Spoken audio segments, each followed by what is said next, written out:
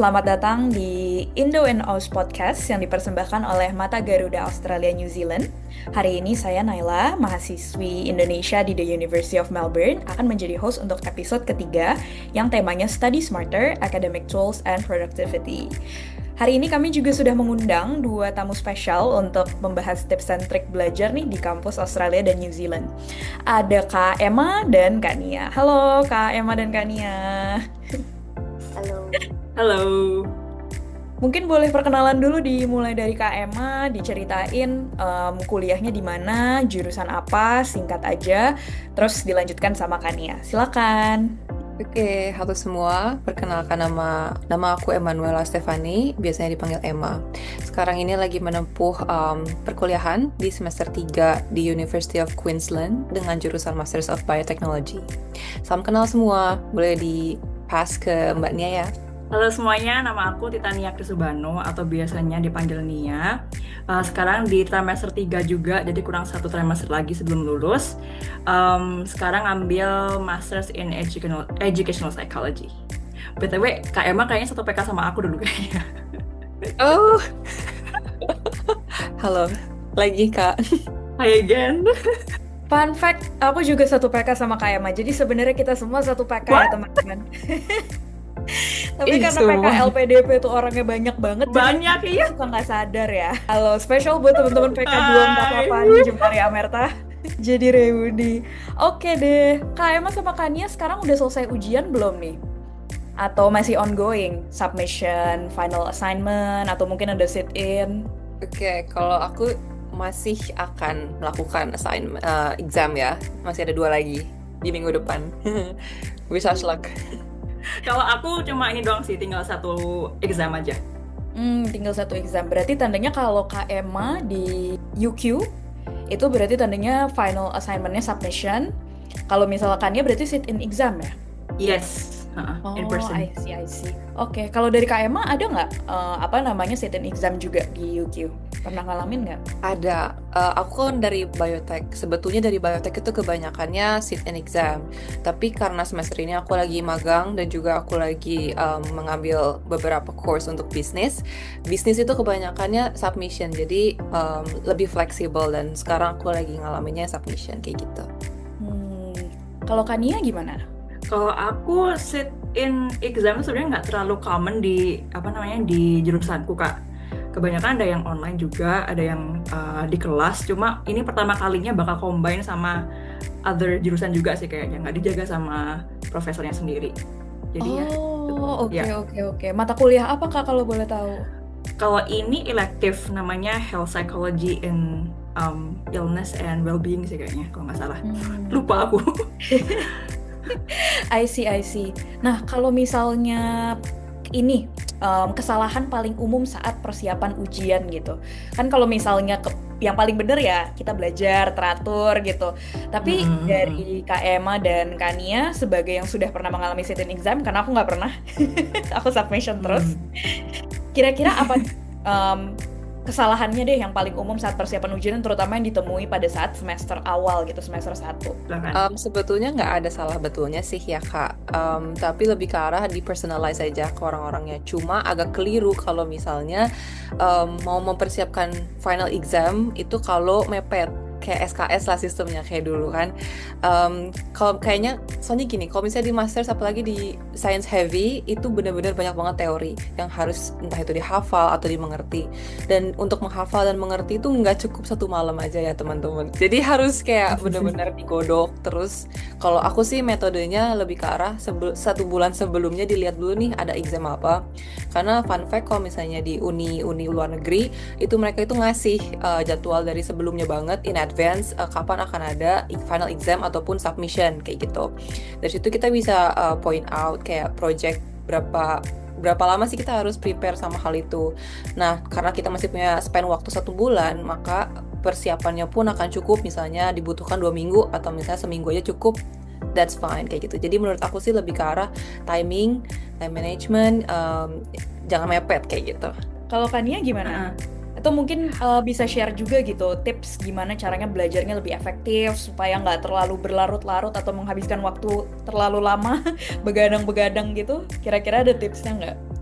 Aduh, aku pun juga sebenarnya struggle sih Kak kalau misalkan study yang lama itu kan. Soalnya apalagi kalau misalkan science kayak Kak Emma bilang itu kan banyak teori. Aku pun juga banyak teori gitu loh.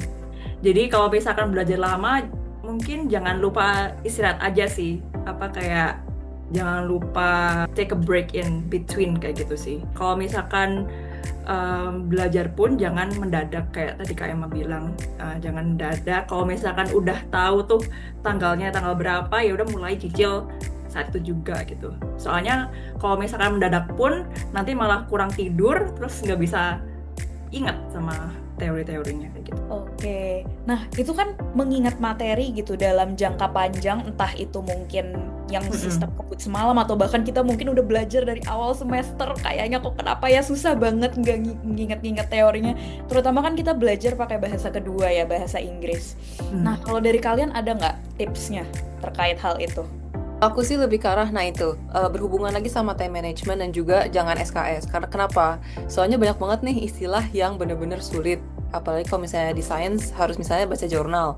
Di situ kita harus benar-benar mengerti nih sebetulnya maksud dari satu words itu tuh apa kayak gitu. Dari situ aku sih biasanya cari di internet kayak gitu, atau enggak kalau misalnya masih benar-benar sulit, aku biasanya diskusinya sama teman-teman satu jurusan atau misalnya lintas jurusan yang kurang lebih masih berkaitan seperti itu, jadi kayak dapat insight-nya juga, dan itu truly helps throughout my study here gitu. Dari aku nyoba teori ini sih Kak, atau teknik active recalling.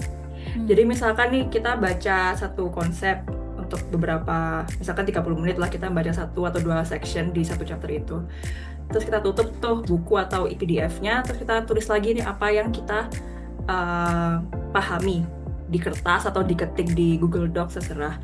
Terus kalau misalkan kita udah tulis ulang, ya udah kita cek lagi di source-nya tadi apakah ada yang ke-skip apa enggak. Setelah itu nanti kalau misalkan mau ada lecture ke depannya, kita bakal review lagi tuh, konsep ini yang udah aku pelajarin kayak ini kayak gitu. Jadi diulang secara berkala gitu biar nggak lupa. I see. Gitu. Ya itu sama sih, itu kurang lebih cara belajarku juga tuh, active recalling. Oh ya, iya. Sama satu lagi ini, sebenarnya kalau aku sangat memperhatikan feedback dosen, karena kan aku submission terus ya. Jadi berkelanjutan dari assignment 1 sampai assignment terakhir, itu feedbacknya aku cocokin dengan apa yang udah aku pelajarin di kelas. Jadi kan kelihatan apa yang akunya masih kurang. Kalau di jurusan dan di kampus teman-teman gimana? Feedback dosen apakah memang benar-benar lebih komprehensif, membantu juga dalam proses ujian atau gimana? Kalau dari UQ sendiri sebetulnya kayaknya in general uni di Aussie ya itu juga memberikan feedback seperti itu. Cuma kalau dari jurusan aku prefer untuk langsung ngobrol sama dosennya, karena kalau enggak mereka itu sibuk ya, kan kebanyakan kalau dosen dari jurusan aku itu profesor dan juga mereka punya research-nya sendiri. Jadi walaupun mereka juga ngasih feedback secara online misalnya dari platform website-nya kampus itu, tapi aku juga suka kayak email atau enggak minta waktu sebentar untuk diskusi setelah ada kelas kayak gitu, karena lebih efektif aja dan juga kayaknya aku ngerasa lebih to the point, sama bener-bener nge-cover apa yang aku tanyain. Karena kalau misalnya cuman berdasarkan email gitu ya, atau misalnya berdasarkan feedback secara online, itu kita nggak ngerti tone-nya tuh seperti apa. Terus habis itu apakah ketersampaiannya tuh betul-betul nge-cover apa yang kita kurang dari proses pembelajaran kita atau submission kita kayak gitu. Dari aku kayak gitu. Gak jauh beda sebenarnya, cuma kalau aku pun tergantung sama dosen-dosen sih. Kalau di sini ada yang emang mereka tuh detail banget di Canvas submission tuh selalu detail banget. Ada juga yang kayak agak menohok tapi cuma brief doang ini feedbacknya. Itu kayak salah satu hal yang mungkin harus diklarifikasi ke dosen langsung, yang nggak bisa cuma email doang. Kayaknya emang meskipun mereka sibuk pun mereka bakal ngeluangin waktu sih kalau misalnya kita buat janji sama mereka, biar lebih enak aja untuk mendapatkan feedback dan kita bisa konfirmasi mana yang harus kita perbaikin gitu. Mau nambah Kak, so aku baru inget. Jadi kalau misalnya aku kan kebanyakan juga di sit-in exam ya. Nah itu kalau misalnya di UQ suka ada period di mana si examnya itu boleh dibuka. Jadi ketika kita udah submit nih, terus kita mau tahu, kita dapat nilai dari websitenya, tapi kita nggak tahu kenapa nilai kita segitu. Kita bisa masuk ke periode itu dan kita bisa ngelihat kertas kita, karena di situ suka ada feedback dari dosennya sendiri, dari sini lo salahnya kayak gitu, jadi kedepannya kita bisa improve kayak gitu. I see. Bahkan ini sit-in exam pun ada feedbacknya ya yang bisa dilihat ya tertulis gitu. Wow.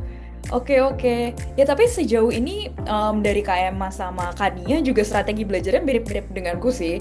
Kadang juga kalau aku mau nyusun esai, aku kasih lihat dulu outline ke dosen. Kalau mereka ada waktu, aku datang ke ruangannya, terus ngelakuin diskusi langsung. Karena memang dosen-dosen di Australia justru sangat terbuka ya kalau kita ajak diskusi terkait kelas mereka gitu. Karena kan itu memang keahliannya. Nah, sekarang kita nyambung lagi nih, tapi mungkin lebih ke pola belajar masing-masing ya, termasuk juga memanfaatkan library 24 jam gak nih di kampus masing-masing? Yes. 24 jam. Library yang 24 jam dan juga mungkin ada yang punya study group nggak di sini? Ada, aku punya. Oh iya. Kayak emang ada nggak study group? Kalau aku sih lebih ke arah inisiatif dari teman-teman sejurusannya aja. Jadi aku ada di some certain semesters, tapi nggak selalu kayak gitu. I see. Study groupnya kira-kira campur gitu, teman-teman dari Indonesia atau mungkin dari negara-negara lain juga? Dari aku, iya campur, karena kita di sini mau diskusinya juga dua arah. Kita pengen tahu perspektif dia akan misalnya satu topik ya. Karena kalau misalnya cuman ngobrol sama orang yang Indonesia nih, kadang perspektifnya sama kayak gitu. Jadi kita butuh insight lebih jauh lagi. Kalau Kania gimana? Sama, aku juga campur Kak. Okay. Kebanyakan internasional sih. Ada beberapa teman satu jurusan yang sama-sama orang Indonesia, tapi kita juga selalu involve teman-teman internasional. Kelihatan nggak sih bedanya pola belajar teman-teman non-Indonesia gitu dengan teman-teman Indonesia? Kayak kita kan biasanya pasti punya perbedaan ya cara meng-approach sesuatu. Buat teman-teman, apa perbedaan yang paling mungkin ketara gitu? Kalau aku sih ngelihatnya kayaknya mereka tuh work-life balance. Jadi ya kalau misalnya orang Indonesia tuh cenderung lebih ke arah pekerja keras jujur. Kalau misalnya mereka itu nggak cuman study hard tapi play hard juga. Jadi sebenarnya kenapa itu aku mention juga, sebenarnya itu penting sih soalnya biar kita nggak burn out ya. Itu juga kan jadi masuk ke personalized study, gimana cara kita mau belajar, terus habis itu gimana caranya kita bisa address assignments ataupun exam jadi lebih maksimal kayak gitu. Mungkin itu bisa jadi salah satu metode juga sih buat kita untuk misalnya bisa improve ke depannya supaya nggak burn out atau overwhelmed kayak gitu sih. I see. Kalau dari Kania? So far, kebanyakan teman-teman study groupku itu orang Asia juga Kak. Jadi mereka kayaknya nggak ada work-life balance. Mereka tetap mengutamain nilai. Sama-sama anxiousnya buat pass this course. Jadi kayak emang sangat dedikasi untuk belajar sih. Tapi kalau emang orang lokal sini, mereka lebih nyantai. Mereka tahu batasan kapan harus istirahat, kapan harus belajar kayak gitu. I see. Tapi temanku yang lokal di sini juga menarik sih. Dia mungkin kan aku humanities juga gitu. Jadi apapun yang memang kita kerjakan di essay itu dia lebih ke memberikan perspektif dia sendiri. Jadi dia benar-benar memanfaatkan apa yang dia pelajarin di kelas untuk pada akhirnya diintegrasikan ke pengalaman atau mungkin pengetahuan yang udah dia punya instead of ngafalin teorinya gitu. Itu sih menurutku kalau aku yang menarik. Kalau misalnya dari kalian ngerasa kayak gitu juga nggak? Bagaimana mereka benar-benar bisa instead of menghafal gitu ya? Kalau aku sih merasanya dulu waktu masih di primary education di Indonesia kebanyakan menghafal, tapi teman-teman di sini benar-benar memahami sih dan menyambungkan dengan pengalaman sehari-hari. Ngerasain juga nggak? Ngerasain banget, apalagi pas dulu aku ngambil kelas namanya stem cell. Nah di situ mahasiswanya bener-bener ternyata kompetitif juga ya, agak ke pressure dan juga culture shock. Karena di situ pas lagi kita diskusi nih di dalam kelas, aku waktu itu bener-bener otaknya kosong, kayak aku nggak tahu. Karena kan ya benar kata Kak Naila tadi, aku masih dari Indonesia yang awalnya tuh kita dicekokin gitu kan sama materi. Tapi ketika kita di sini, orang-orang tuh udah bawa sesuatu gitu loh di otaknya. Terus kayak mereka tuh vokal banget. Mereka banyak banget nanya, banyak banget diskusi dalam kelas. Sedangkan aku kayak diem kayak gitu. Dan aku jadi kayak refleksi, oh sebelum ke kelas tuh kayaknya kita harus deh baca dulu. Atau enggak seenggaknya kita ngerti sama konteks yang akan disampaikan sama profesornya. Jadi kayak nggak ngangong aja gitu di kelas. Setuju Kak. Apalagi kalau di postgrad ini, orang-orang lokal tuh kebanyakan udah banyak yang kerja yang sesuai dengan jurusan yang mereka ambil. Jadi sangat-sangat related dengan bidang mereka di kerjaan kayak gitu. Dan mereka lebih lebih real life connected aja sih sama materi-materi yang udah disampaikan sama dosen kayak gitu. Dan aku setuju sih tentang yang kita udah kebiasaan ngapal di Indonesia, dan di sini lebih kayak opinion based banget yang dihargai juga. Kamu nggak ada bener nggak ada yang salah juga sih sebenarnya kalau pas discussion apalagi. Terus waktu itu mungkin pas pertama kali adjustment di sini mungkin kayak udah minder, nggak pernah ngangkat tangan, dan minder bahasa Inggrisnya bisa di ngertiin apa enggak sama teman-teman lain gitu kan, apalagi logat Aussie sama NZ kan juga beda gitu ya. Jadi ya itu sih lebih barrier-nya ke kebiasaan kita dari Indo ke sini tuh beda banget. Gitu. Jadi aku pokoknya kalau bisa ngerangkum tuh berarti yang penting adalah 2. Yang pertama selalu belajar setiap sebelum kelas. Jadi belajar itu nggak cuma buat ujian, tapi pre-reads. Terus habis itu ngambil takeaways dari pre-reads, menyampaikan bahan diskusi di kelas, dan berani buat angkat tangan tuh juga penting banget sih. Makanya preparation, kita balikin lagi ke discussion yang tadi pertama ya soal ujian. Itu jauh-jauh hari itu bukan berarti materi ujiannya kita pelajarin dari jauh-jauh hari, tapi kita engage sama semua materi yang ada di kelas sejak week 1 sampai week 12 gitu. Kalian 12 week juga nggak? Sama ya? Aku kayaknya 13 weeks. Oh, oke. 13 minggu. Ya, That's crazy. I know.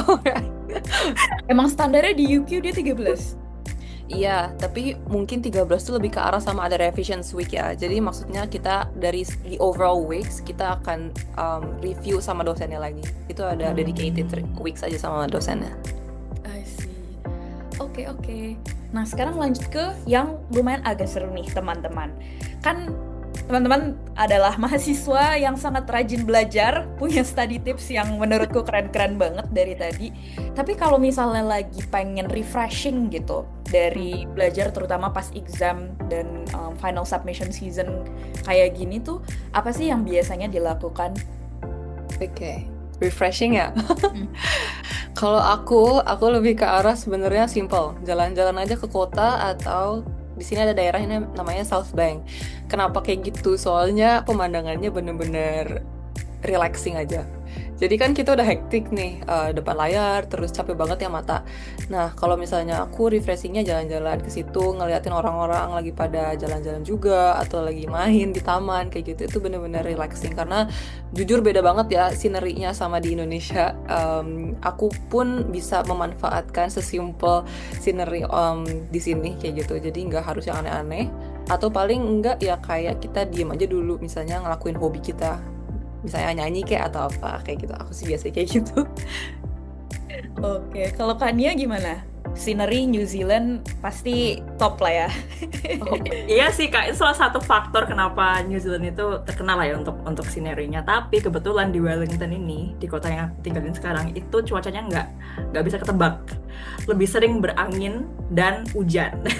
Jadi kalau misalnya lagi hujan, oh sama ya? Itu paling benci sih kalau misalkan udah hujan gitu. Jadi kalau misalkan lagi hujan paling kan masak sih Kak. Masak, coba-coba resep di TikTok. Ada supermarket Gitu. Asia juga nggak kalau di Wellington? Kalau di Melbourne atau Brisbane banyak. Aku kebetulan udah Banyak pernah ya. pergi ke Brisbane. Banyak juga di Wellington. Banyak.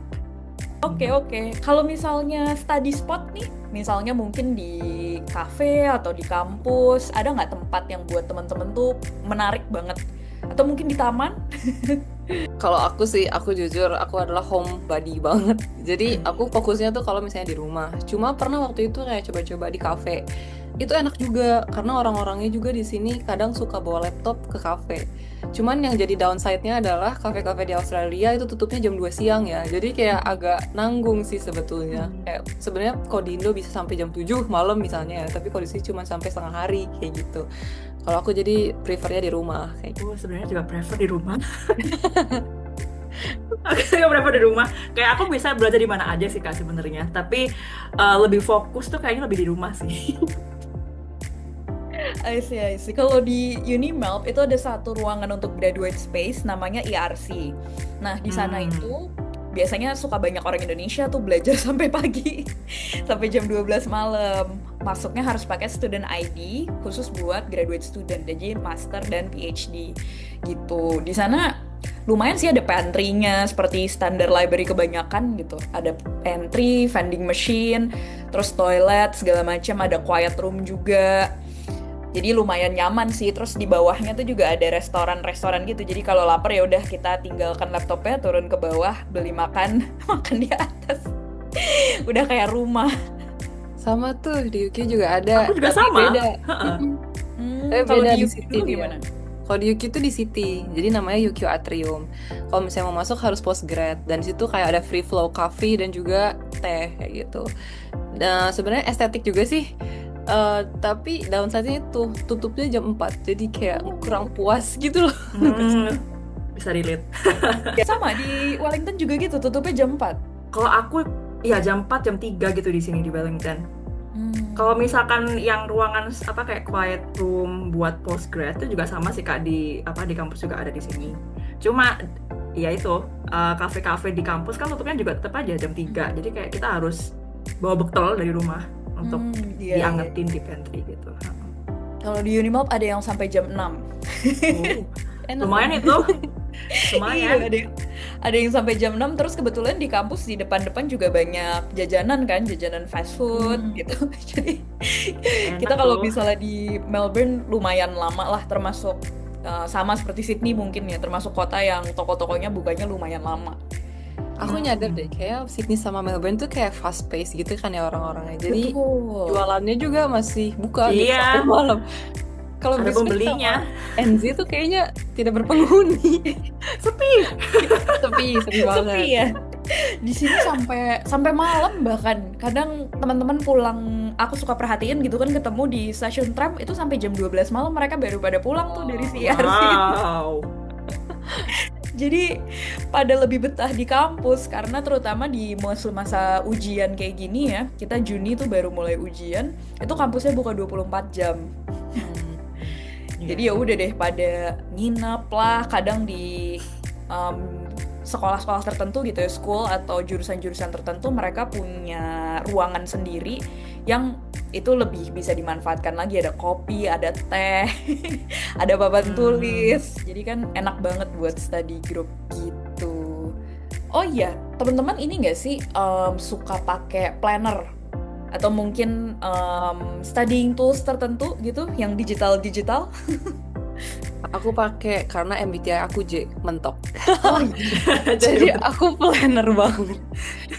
Aku studying toolsnya aku pakai Notion, tapi sejujurnya aku masih lebih suka yang konvensional. Aku suka nulis, jadi kayak lebih satisfying aja. Misalnya kita punya checkbox nih, kayak udah cek itu benar-benar satisfying banget momennya.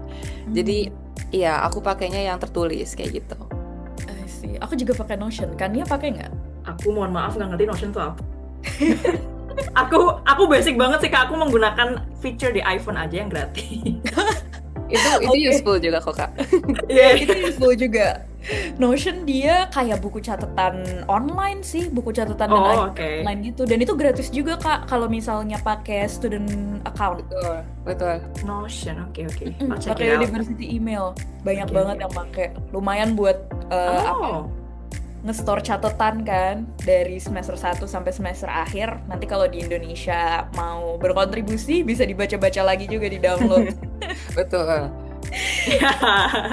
Digital. Aku kepikiran GoodNotes kalau misalnya. Oh iya, aku pakai itu. GoodNotes iya. Aku pakai itu. GoodNotes lebih ke orang-orang yang pakai iPad sih ya.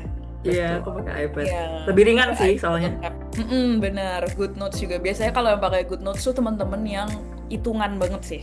Betul. Karena yang mereka harus matematika kayak gitu. Matematika, teknik tuh biasanya. Atau aku biasanya ada kayak teknik gitu. Misalnya aku di kelas nih ada presentasi, terus habis itu aku ketik dulu apa feedback dari dosen kayak gitu. Nanti aku transfer lagi ke misalnya iPad melalui GoodNotes kayak gitu. Jadi kayak kita juga sekalian belajar kan ya. Nulis sama dengan belajar itu real banget sih buat aku. Iya. Itu sekalian active recalling juga nggak sih? Tadi balik lagi ya. Yes. Berarti ini Kak Emma masih ada berapa submission? Aku ada 2. Sebetulnya bukan submission aku udah kelar. Tapi Oke. 2 gitu, aku satunya kayak online interview. Ini benar-benar baru sih di semester ini. Jadi kayak one-on-one interview with sama si tutornya atau nggak si lecturernya. Sama satu lagi sit-in exam. Itu bisnis banget. Tapi di kita itu boleh bawa cheat sheet 1 lembar kayak gitu. Aku nggak tahu kalau di uni lain apakah boleh atau enggak. Boleh sih kalau di Unimap setauku. Kalau di tempat Kania gimana? Kalau di sini tergantung subjeknya sih Kak. Ada satu subjek tuh yang dia emang purely nggak boleh lihat buku. Ya emang pure harus hafalan gitu kan. Tapi ada satu juga yang boleh cheat sheets dibawa. Oke, Jadi tergantung. Aku tertarik tadi sama yang format online, one-on-one interview ya. Apakah itu bagaimana sebagai cara salah satu universitas untuk menghindari penggunaan AI ketika kita ujian? Karena Jujur, pas iya. ini di Unimelb itu juga banyak banget oral assignment Iya, yang jujur. boleh baca. Sekarang lagi di ini sih, diimplementasiin banget. Aku juga sering ngobrol sama teman-teman aku yang dari business department. Mereka itu bahkan kayak thesis defense gitu loh, kayak di S1. Tapi one on one, jadi satu dosen, satu mahasiswa. Terus kayak ditanya, kenapa ini begini, kenapa itu begitu. Jadi kayaknya itu nge-antising gitu loh, kenapa the reasoning why kita punya judgment kayak gitu di tesis kita. Dan ya itu sih benar-benar untuk nge-ban AI banget. Setuju aku sama itu. Wow. Kalau Kania gimana? Mengalami juga nggak?